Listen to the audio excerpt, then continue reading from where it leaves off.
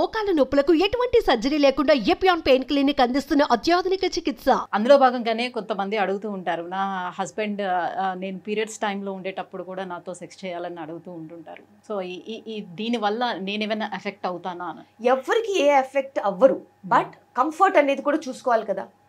See everybody is not having same symptoms. Okay, some people are very comfortable, some people have tremendous pain. So if you are comfortable, you can go ahead, there is nothing to stop you. If you are not comfortable, you should not, because it will increase your pain, agony, stress, and adi oka mental problem ki dari teestundi. Already physical pain ఉన్నప్పుడు నువ్వు దాన్ని emotional గా ఇంకా pressurise చేస్తే you will not be able to enjoy. And nobody is a toy in the other people's hand. Everybody has their own self regulation, self respect, and body image particulars. So alvanni unnappudu you can always communicate. అంటే పూర్వము మన పెద్దవాళ్ళు so ఇట్లా periods వచ్చేటప్పుడు వాళ్ళని separate గా కూర్చోబెట్టేవారు, పని చేయించకపోవడంతో పాటుగా. సో ఇలా సెక్షువల్ గా కూడా ఇంటర్కోర్స్ కూడా ఉండకూడదని అట్లా అని దాంట్లో ఏం సైంటిఫిక్ రీజన్ లేదని అంటారు. So basically it is not about scientific reason, it is about understanding a woman's needs, because women used to do lot of work. Okay, lot of work and a lot of house related work. Bigger families, చాలా పెద్ద families ఉండేవి, చాలా మందికి వంట చేయాల్సి వచ్చేది, చాలా పెద్ద పెద్ద డేకిసాల్ లాంటివి ఎత్తాల్సి వచ్చేది, వంట దగ్గర ఇంటి పని, క్యాటిల్, మొత్తం యానిమల్ హస్బెండరీ ఉంటే కూడా ఉమెనే చూసుకునేవాళ్ళు. ఇట్లా ఎన్నో పనులు ఉండేవి.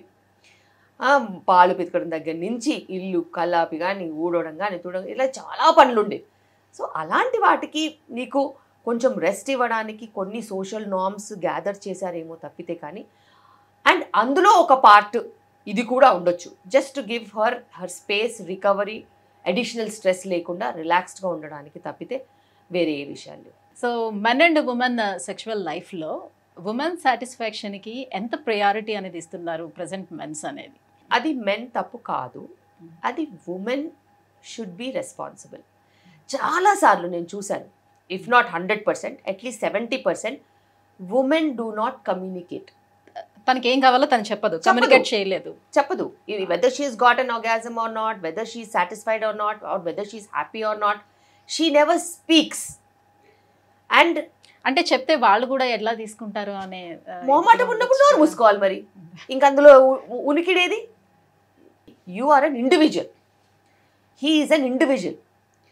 ఇండివిజువల్గా మీరు టుగెదర్గా ఒక రిలేషన్షిప్లో ట్రావెల్ అవుతున్నప్పుడు ఇద్దరికీ ఆ మాట్లాడుకునే స్పేసు, ఓపెన్నెస్, కమ్యూనికేషన్, ట్రాన్స్పరెన్సీ ఉండాలి. నువ్వు నీ ట్రాన్స్పరెన్సీని తొక్కేసుకుని పార్ట్నర్ ఏమనుకుంటాడో అనుకుంటే తప్పు కదా. చాలాసార్లు కమ్యూనికేషనే ప్రాబ్లం. కమ్యూనికేట్ చేస్తే పాజిటివ్గా తీసుకునే పార్ట్నర్స్ ఉంటారు. ఓకే, డిప్రెస్ అయిపోయి వాళ్ళు డాక్టర్స్ దగ్గరికి వెళ్ళిపోయి I'm not able to perform అని ఇంకా పర్ఫార్మెన్స్ పడిపోయే వాళ్ళు కూడా ఉంటారు. But that number is lesser. And నువ్వు ఎట్లా కమ్యూనికేట్ చేస్తున్నావు అనేది నువ్వు సరిగ్గా చెప్పగలగాలి. యోర్ ఫాల్ట్ అని చెప్తే ఎవరైనా ఒఫెన్సివ్గా ఫీల్ అవుతారు.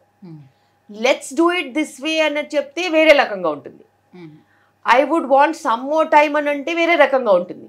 సో నీ మాటలు వల్లే ఏదైనా కానీ పెరగడమా విరగడమా అనేది ఉంటుంది. చాలా వరకు వాళ్ళు అనుకునేది ఏంటంటే, ఇప్పుడు నేను ఇలా చెప్పాను అని అనుకోండి, ఫర్ సపోజ్, సో నీకు చాలా ఎక్స్పీరియన్స్ ఉన్నట్టుంది, that's why you asking like that, అలా ఏమైనా అంటారేమో. సో ఈ రకంగా తీసుకుంటే నేను ఏం ఇంకెందుకు మరి అలాంటప్పుడు ఆ పార్ట్నర్తో బతకడం ఎందుకు చెప్పు? ఈ మాత్రం కూడా కమ్యూనికేట్ చెయ్యలేకపోతే there is no use of a long term relationship. Okay, and it is never about your words which are going to be interpreted.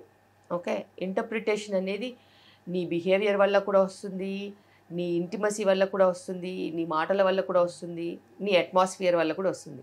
A very loving, caring couple would never talk such extreme things. Only a sadist will talk like that. So అట్లాంటి sadist గారితో ఉండాల్సిన అవసరం కూడా లేదు. అంత చెడ్డగా నీ గురించి మాట్లాడిన వాళ్ళు పట్టుకుని ఊగులాడాల్సిన అవసరం అసలుకే లేదు. సో ఏదైనా అర్థం చేసుకుంటేనే రిలేషన్షిప్. ఇంత నాస్టీగా మాట్లాడితే ఇంకా వాడు నీ గురించి ఏమనుకుంటున్నాడు, నువ్వు ఎందుకు ఉండాలి కలిసి? As well get out of that trauma. today if he speaks like this, tomorrow he'll speak anything else. And if you are going to think like he might talk to me like that, that means you don't have an internal respect for him. So ఏదైనా రిలేషన్షిప్లో బయట ఎంత respect ఉంటుందో లోపల కూడా అంతే respect ఉండాలి, అంత కమ్యూనికేషన్ ఉండాలి, అంత ట్రాన్స్పరెన్సీ ఉండాలి.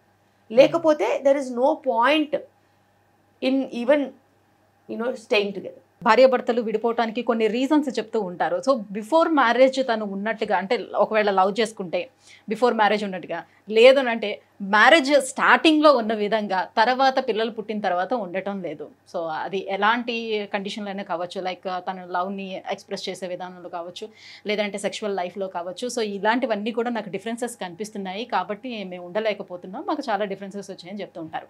ఎందుకు బిఫోర్ ఉన్నట్టుగా ఆఫ్టర్ ఉండలేకపోతారు? అంటే ప్రాబ్లం మెన్లో ఉంటుందా, ఉమెన్లో ఉంటుందా? ప్రాబ్లం లైఫ్లో ఉంటుంది. Because when you travel together ఖచ్చితంగా ఈ రోజు ఉన్నట్టు రేపు ఉండదు, రేపు ఉన్నట్టు ఎల్లుండి ఉండదు.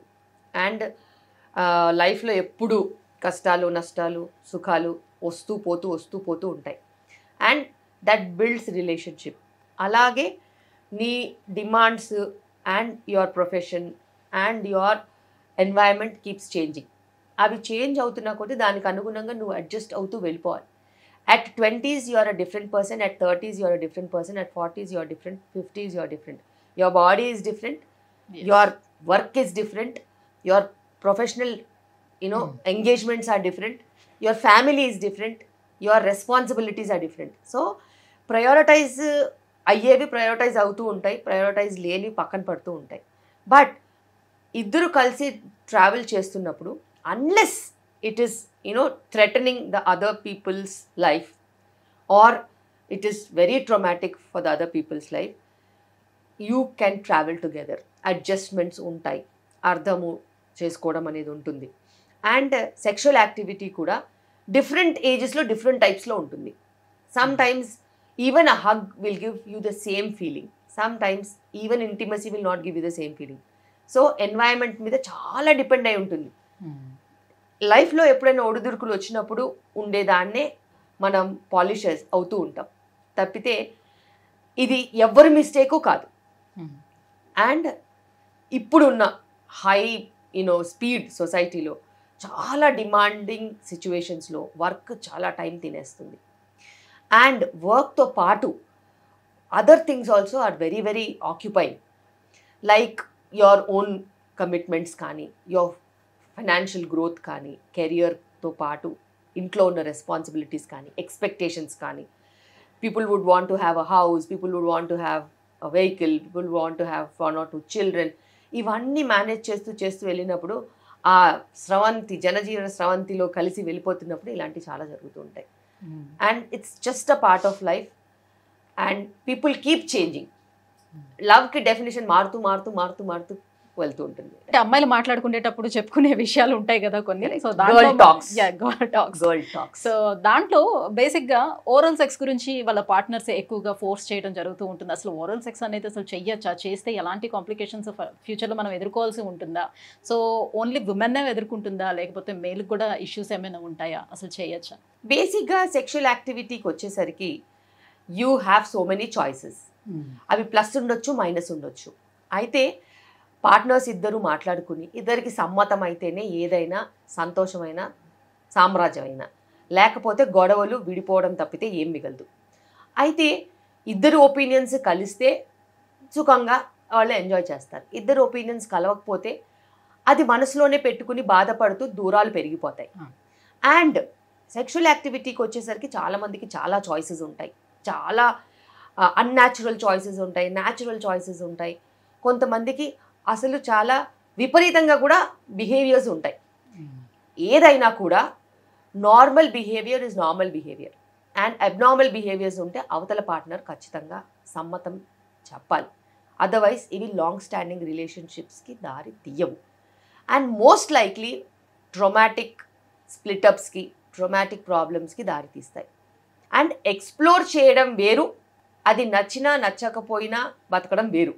మరి నీకు అంత చాయిసెస్ నువ్వు యాజ్ అన్ ఇండివిజువల్ ఉన్నప్పుడు నీకు నచ్చితే ఓకే, నచ్చకపోతే you should say no. And sexually transmitted diseases oral సెక్స్తో కూడా వచ్చే ఛాన్సెస్ ఉంటాయి. there are so many people who come with big ulcers on the mouths and lesions. ఇవన్నీ కూడా వాటితో వచ్చినవి. అండ్ లాంగ్ టర్మ్ రిలేషన్షిప్స్లో there are so many safety aspects that we can be reassured. Single partner long term రిలేషన్షిప్స్లో ఉన్నప్పుడు వాళ్ళ understanding వేరు, వాళ్ళ హెల్త్ సెగ్మెంటే వేరు, వాళ్ళ పర్స్పెక్టివ్సే వేరు. కానీ ఇప్పుడున్న పరిస్థితిలో మనకి అలాంటి సిచ్యువేషన్స్ తక్కువ. బికాస్ పీపుల్ ఆర్ ఎక్స్ప్లోరింగ్లో చాలా ఎక్స్ప్లోర్ చేస్తూనే ఉంటారు. అలాంటప్పుడు ఇందులో సేఫ్టీ అనేది ఉండదు. జాగ్రత్తగా ఉండాల్సిన అవసరం అయితే ఉంది. రైట్, మీరు చెప్పినట్టుగా విపరీతాలు కూడా చాలా ఉంటాయి అని అన్నారు కదా. ఉంటాయి.